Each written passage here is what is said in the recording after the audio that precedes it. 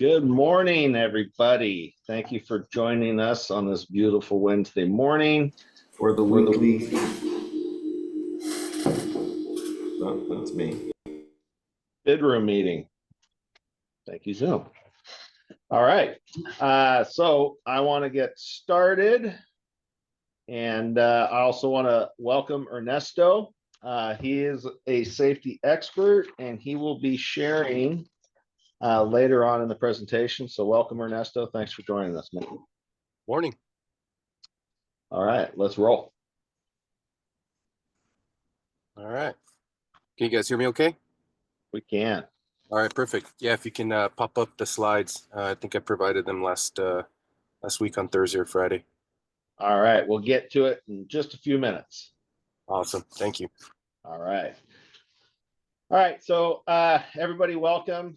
Bid Room meeting. It is the 27th of August, which just blowing my mind how fast this year's just going. So but this is typically between now and Christmas the busiest time of the year for us historically.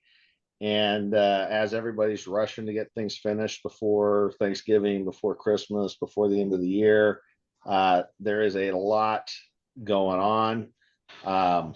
And also still a ton of projects in the pipeline that need to be bid. So that's what we are here to do. Next. That's right. So our mission here is to take 100 contractors to 10 million in annual revenue by 2035. That's a long way off. And I suspect that we will get there much sooner than 2035. And we are excited to do it. We've got a ton of great subcontractors working with us. And we are all picking up the lines and towing together. Because collaboration is the new currency. Brandon Dawson coined that phrase, and he has built a $250 million business around that statement. Our team here, we've got myself, we got Aaron over here. Our I think we need to find a new title for Aaron. I don't think project manager does it justice anymore. So then we got Michael Vicente. He is our sales manager. He is joining remote from Florida. Masood is our chief estimator. Jared is our senior estimator. We've got Juan, our project engineer. Heather McKinney, our office manager. And Allison Dean, our marketing manager. Everything you guys see on social media comes from her. She makes it happen every day.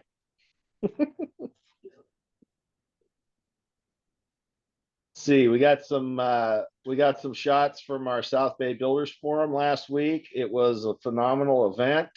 We had I think there was about 100 people that showed up.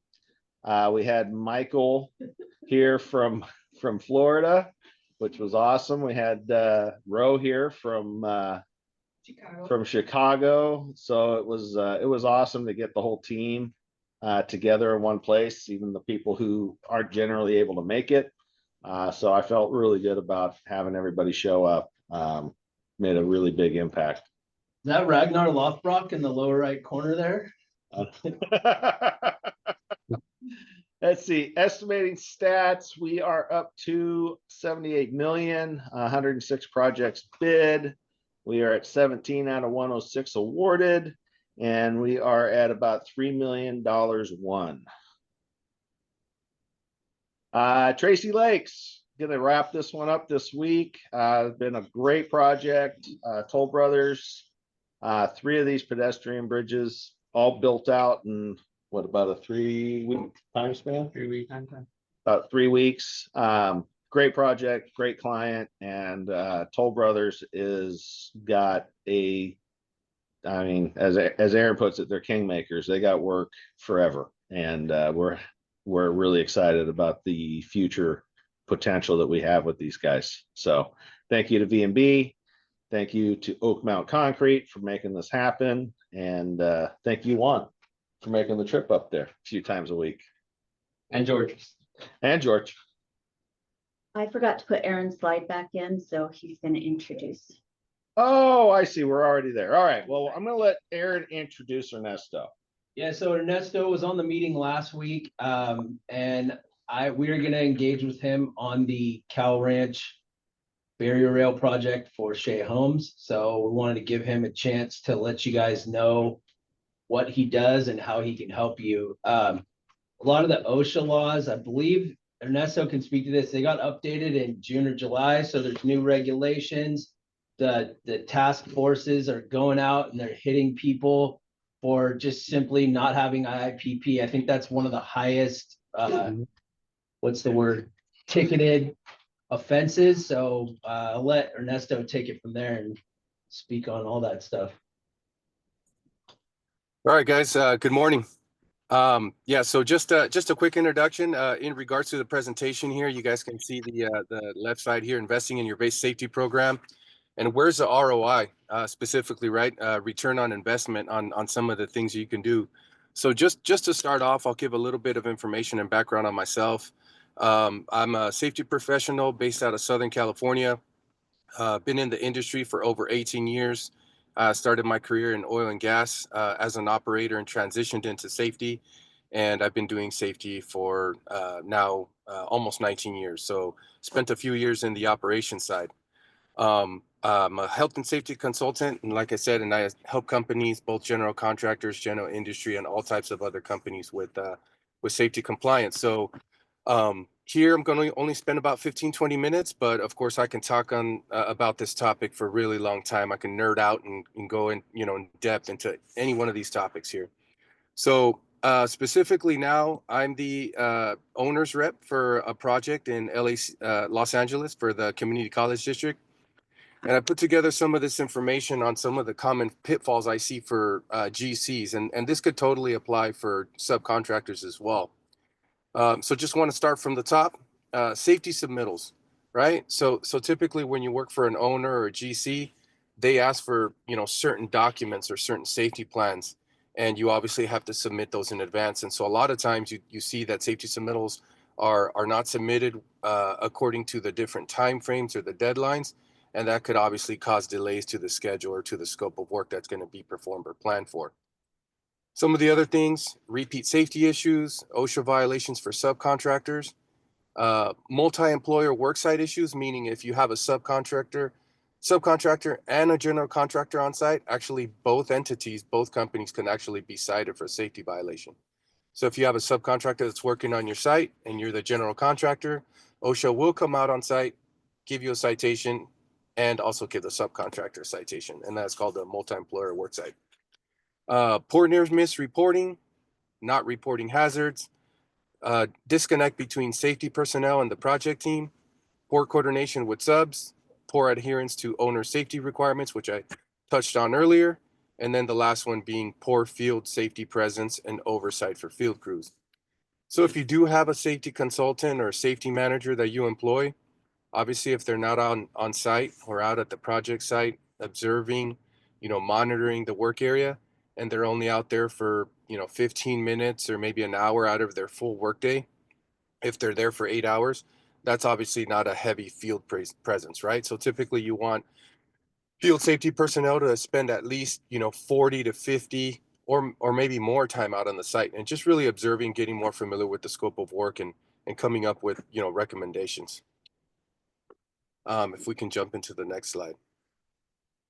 So I do want to provide a little information on this, how to calculate your safety program ROI.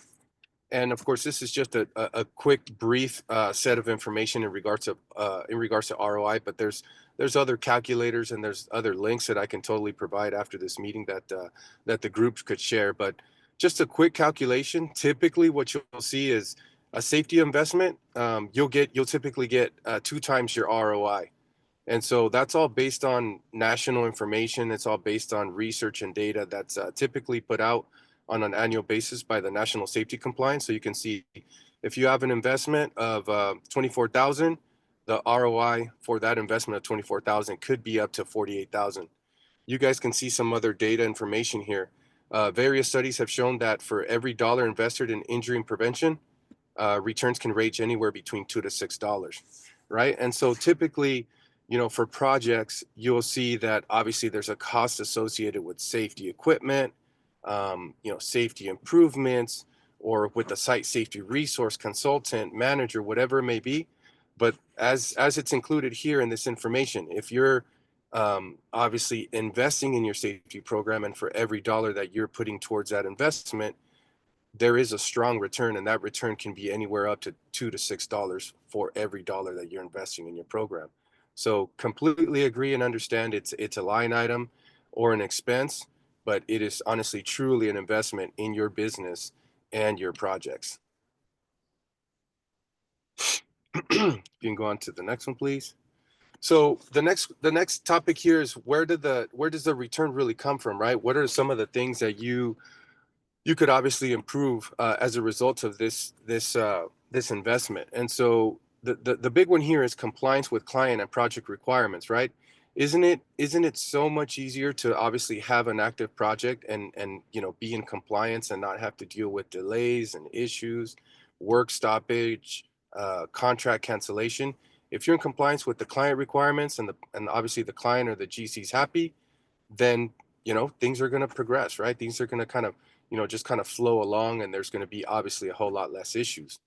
The next one here is decreased lost time and restricted work cases, right? If you're constantly having near misses, if you're constantly having incidents, then there's going to be obviously a lot of time spent addressing those issues, and of course all of the costs associated with addressing those, both your direct costs and your indirect costs. And of course, if you add those together, now we're talking lots of dollars dedicated towards those incidents, which is obviously a direct impact on your business. So the next one here, compliance with regulations, laws, and standards. As it was brought up a little while ago, OSHA is obviously the most stringent, you know, occupational safety and health administration in the nation. Some of the Cal OSHA logs go well and beyond your federal laws and the laws for other states. And like it was mentioned earlier, the IPP, just your basic injury and illness prevention program, your written health and safety plan, is the #1 citation in the state of California. And typically when you get that citation, it's right around $1,500 to $2,000. But OSHA comes out, they'll inspect your site, they'll ask for a standard laundry list of documents, the IPP being the first one, along with 5 or 10 other typical documents that they request. They'll look into all of those plans, and then based on those plans and those gaps, they'll cite or they may come out again. The next one here, increase operational efficiency and productivity. Obviously, we're in this industry to make money, and of course, the more productive we are, the more profitable the business is going to be, or the project is going to be. The next one, improved employee satisfaction and retention. Obviously, if you have good employees, you want to keep them around, right? A safer business is going to be a good business for them to work in.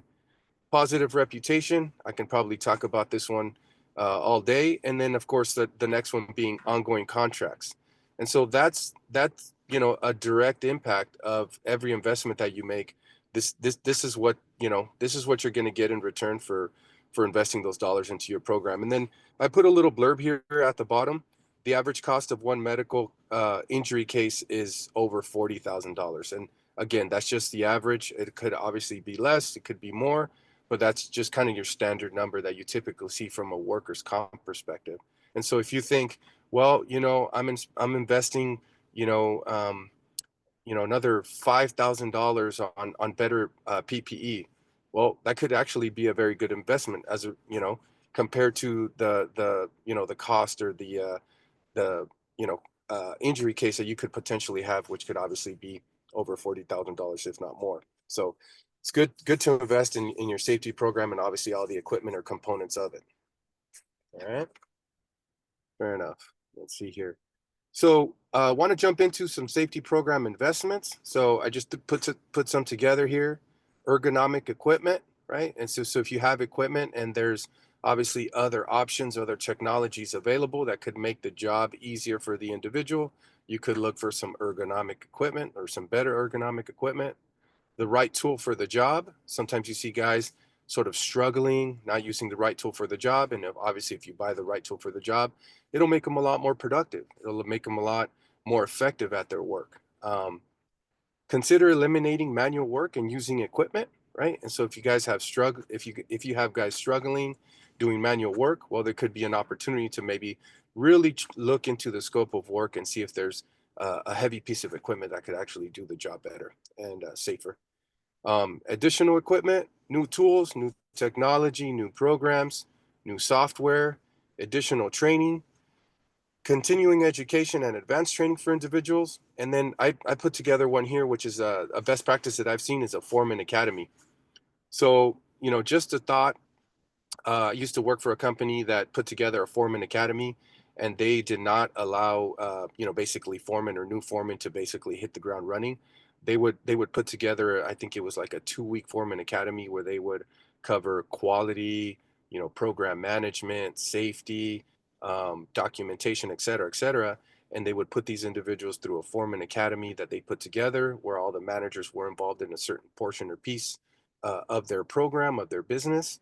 And then after the individuals graduated this foreman academy, then they would go out and obviously start their job. So it's just a best practice, and it's a good way to sort of get your foreman on the same page in regards to how business is done at your company, so that they understand the requirements and how you do things, and getting them on the right track, kind of starting them off correctly. If we can jump into the next one. And put together some other safety program best practices that add value to your program. So obviously having the correct written safety programs, making sure that you understand your business and the requirements, and that you compare those to the Cal OSHA requirements. Cal OSHA has a list of written programs that are required.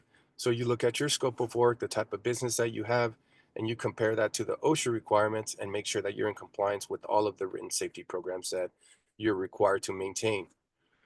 Proper safety submittals, which I sort of touched on that earlier, health and safety training, right? So a lot of times you run into contractors or subcontractors that have gaps in their safety training. They don't have documented safety training, or they have safety training, however, it's expired, right? It was from 4 years ago, or maybe even 10 years ago. And I run across that myself, where if I request certain training records from a subcontractor, they provide expired training records. Well, obviously I can't accept that as a valid training record. And so I'll have to reject it and say, I need, up-to-date safety training records. And so that puts a burden back on the subcontractor and the general contractor. And obviously now we're having to wait and potentially delay, the scope of work or the project based on the fact that contractors or or subcontractors don't have accurate training, up-to-date training. Robust safety inspection program. Just a nugget out there to think about how often you're inspecting your job sites. How are you inspecting them?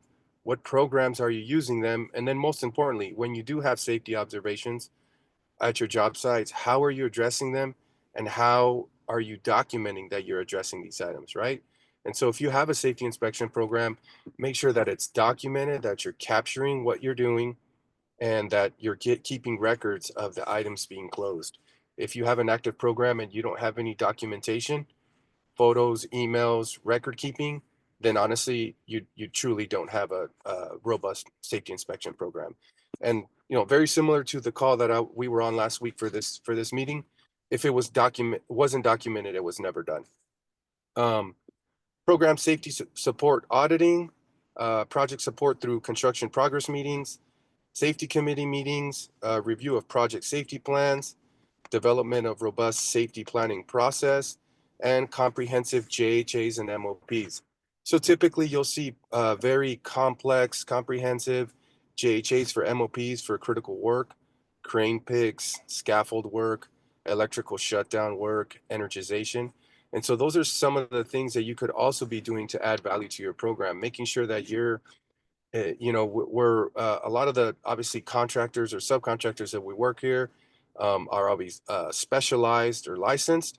But if you have a robust planning process and documentation process that the owner can look at and sort of review and give you, you know, comments on, then it's always better to get an understanding of the scope of work in writing, so that if there's something that's missing or that's something that needs clarification, it could always be provided to the general contractor or the sub. And then this one here is a pre-construction meeting. Typically, you'll see that general contractors will bring a subcontractor on site, and you may have a pre-construction meeting maybe 2 to 4 weeks prior to them arriving for their scope of work. It's always good to have a pre-construction meeting. Make sure that safety has, you know, some time for that meeting just to go over safety requirements, maybe 5 or 10 minutes, 10 or 15 minutes, and cover some of the key safety requirements for the project, so that everyone's on the same page in regards to what's expected and or what's required prior to them showing up on site. Let's see, is there next slide?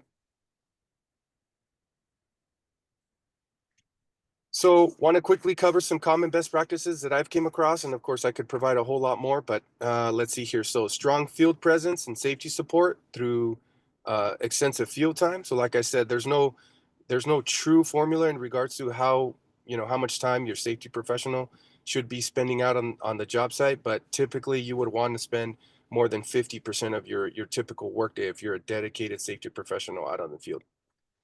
Submit safety submittals more than 1 week in advance. That's just a best practice. Some owners and some GCs require items 7 days, 14 days, sometimes even 30 days in advance of mobilizing.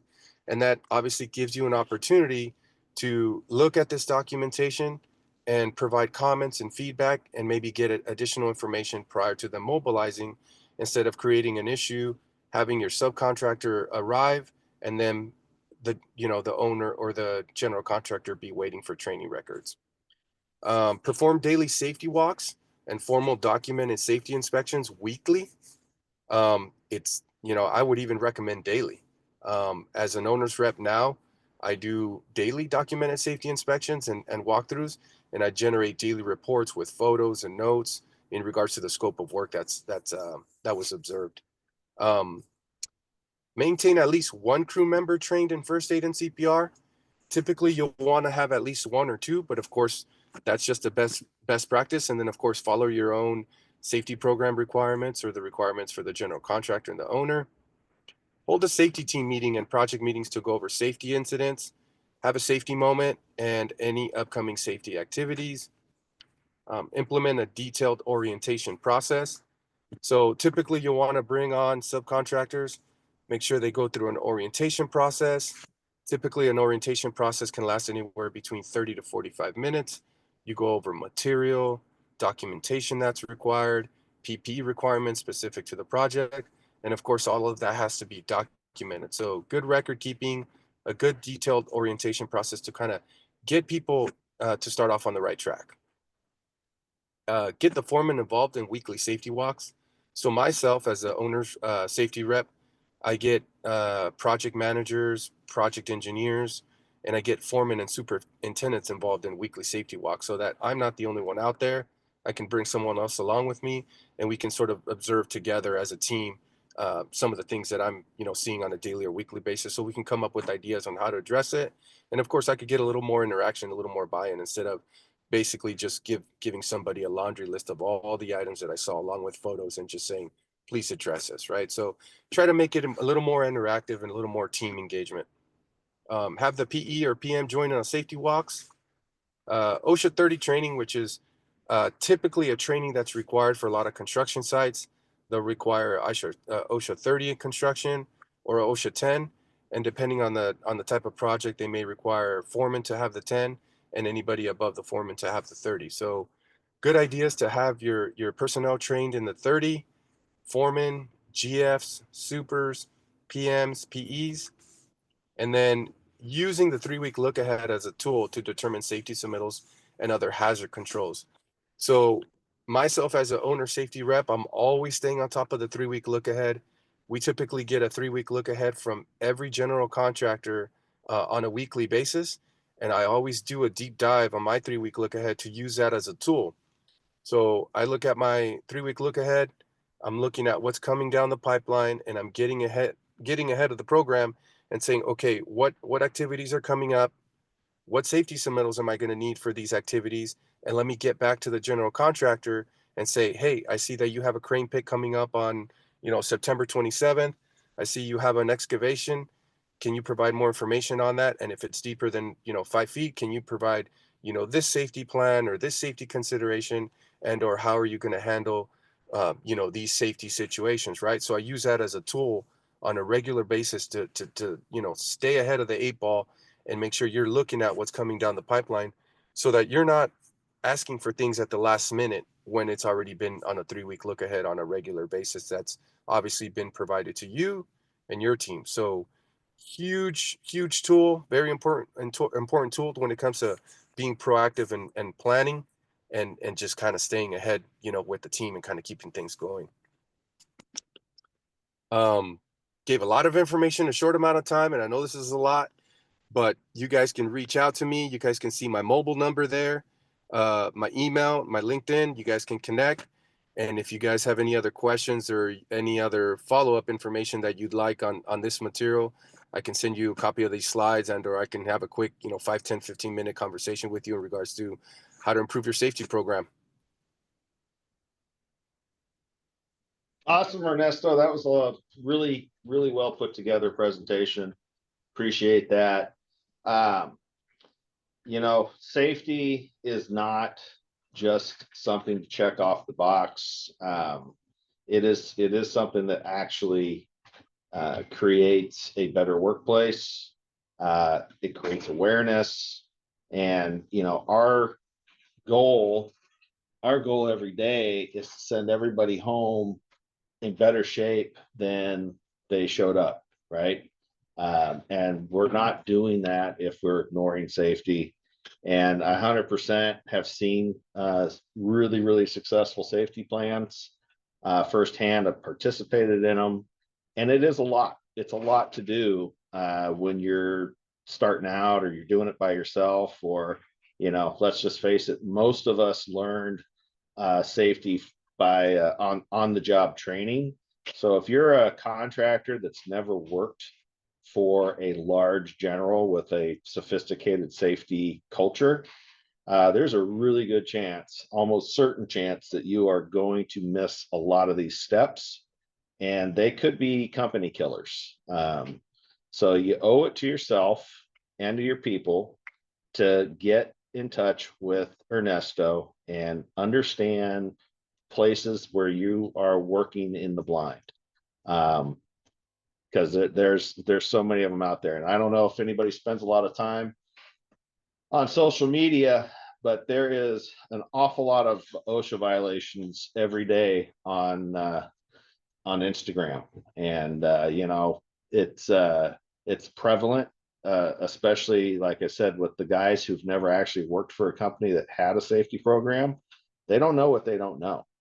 And if you're in that boat where you don't know, get some help, because I'm looking at this, and I've been a part of robust safety programs, and I'll tell you, this is overwhelming even to me in our business where we're at today. And that's why we've engaged Ernesto to come in and help us through this process, because we are deficient. And we've been doing this for 2 years. So thank you, Ernesto, for your presentation. Again, guys, I would encourage you, reach out to Ernesto, get some help here. At least figure out the bare minimums of things that you don't even know you don't know. So appreciate your time. I got one more thing to add on that. You guys, I'm on the Shea Trade Council, and we walk their job sites regularly and go in and point out all their subcontractors' items. And I've learned a lot. There are so many things that can get you, and I would highly advise you guys start thinking about getting out in front of it before you get stung, because that sting is going to be financial. Yeah. And time, temporal. Yeah, You know? and there's companies out there that won't even consider you for a bidding opportunity if you don't have a safety program, or if you have a bad record, or whatever the case may be. You're losing opportunities before you even try. Yeah. So it's super important, and it's easy to get caught up in the I got to get this done, and we're focused on just building work. But that's how people get hurt, and that's how people get killed. So, don't be that guy to put somebody in a situation that they shouldn't have been in. They didn't know any better because they haven't been trained. They've never worked somewhere where somebody said, hey, you can't be in that trench. So just get out in front of it. Don't let it become a problem. Because in the end, you're going to want to have a place where people feel like they matter. And nothing tells them they matter more than an investment in safety. So go make that investment. All right, neighborhood hands. We have our next neighborhood hands the first week of September. I would encourage you guys to come on out and join this crew. There are plenty of opportunities to help. I want to thank Ro for showing up on Saturday. Yay. It was great to have her out there. And it's always interesting to get somebody's perspective that doesn't live in the area. So I appreciate that, and appreciate you sharing that's a good stuff you find. see back home in Chicago, and It's different. the parallels and the Yeah. differences, Yeah. right? It's It's great though. it's not a problem that gets solved easily. So if you've been driving around San Jose and you're frustrated by the encampments or crime or whatever, just come out and get involved. It's a zero barrier to entry. All you gotta do is show up. So please come out and support Neighborhood Hands next Saturday. And if you want to find someone to blame for all that homelessness, blame the central bank.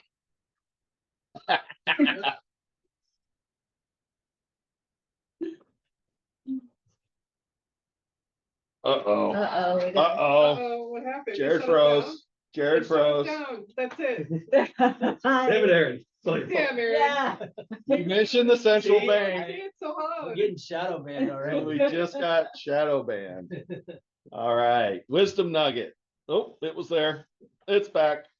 Success is not final. Failure is not fatal. It is the courage to continue that counts. Winston Churchill. All right. Well, there's a guy who was up against some serious oppositions, right? So, you'll hear this theme over and over and over again from people who have been successful. It's not a final place. Success just leads to more success. And failures are not fatal. It's a setback. You're going to run into setbacks. If you're doing something that you've never done before, you're going to have times where you run into a wall, and that's okay. Learn from it, pick yourself up, dust yourself off, and don't make the same mistake twice. All in all, it's the person who doesn't quit that succeeds. And the only way to fail is if you quit.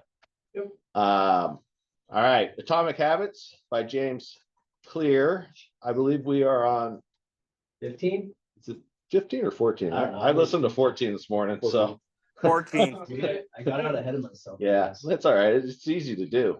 Short chapters. Yeah, Yeah. it's an easy book to read. So if you guys want to get in on book club, you are welcome to join at any time. There are no barriers to entry. Just send us your email and we'll send you the link for the meeting. So please feel free. Dr. Joseph Drolshagen released his book a few weeks ago. This man has had a significant impact on me. And I would appreciate you guys supporting him. And if you're looking for what is holding you back, make the connection, have a conversation with the man. Give yourself a chance to overcome whatever it is that's blocking you. All right, so keep pushing, don't quit, right? The only way you're going to fail is if you quit, so don't do that. And Otter, thank you for showing up today. Appreciate you guys taking time out. And back up. So yeah, we really do appreciate you guys taking time out with us on every week. If you missed the event, it's recorded, it's on YouTube. You guys can find it there. All right, so let's get out of this. And Scotty, you got any updates from Whitecap you want to share? Not really so much updates from Whitecap, but just glad to see Ernesto giving a really good safety presentation there. You're right, Sean, that was very well put together. And if you guys ever need, safety equipment, reach out to me. We'll be able to help you out, making sure that you have all the correct things. I can always work with Ernesto as well. I've already saved his number. I was going to give him a call later today and make sure he had my information, that if he needs somebody to refer out to and give the right standard equipment or whatever it is that you guys were to need, I can talk with him and all that. So just make sure you guys are being safe and doing the right thing so that you go home, like you said, in better shape, maybe a little more dirty, a little more tired, but that you're making it home. That's the key. Yeah, keep all these, all your Yes, toes, sir. all your limbs, and most importantly, your life. It happens that fast, guys. It's not like you've got this time to like, oh gee, there's this thing coming along that might kill me, I should back up. I mean, it happens and it's done. So do not take for granted the safety rules. They're in place because somebody at some point has been injured or killed because of not following that particular rule. So but make sure it's a culture. It's not just a checklist, right? You don't want to be a check the box kind of a company. That's not the point. The point is to make it a culture. All right. Anybody else got anything they want to talk about before we wrap it up? All right, guys. I appreciate you all showing up today. Ernesto, great presentation, and we will see you all again next week.